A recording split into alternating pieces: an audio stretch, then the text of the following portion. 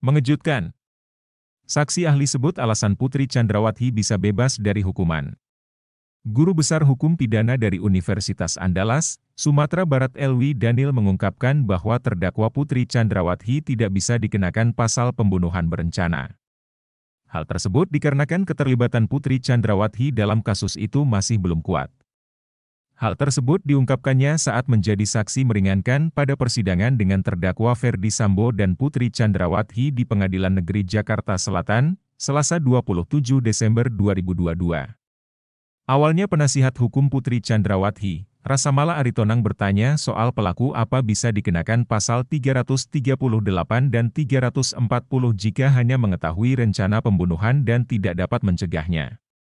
Elwi pun saat itu hanya menjawab bahwa pelaku bisa dijerat pasal tersebut jika terlibat aktif dalam pembunuhan.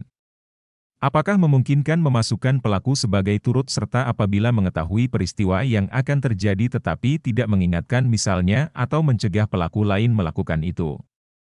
Kalau kita bicara dakwaan 340 maka pelaku yang dianggap pelaku tidak mencoba mencegah ini, kemudian bisa dijerat juga dengan 340/338, tanya Rasamala.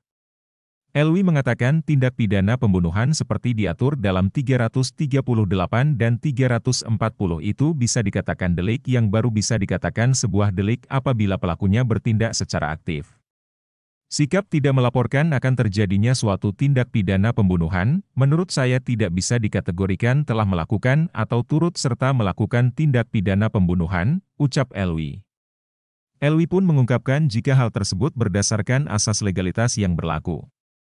Ia menjelaskan bahwa dalam rumusan aturan pidana di Indonesia, tidak ada yang menyebut bahwa orang yang mengetahui rencana pembunuhan namun tak melaporkan, termasuk dalam hal ini adalah pelaku aktif.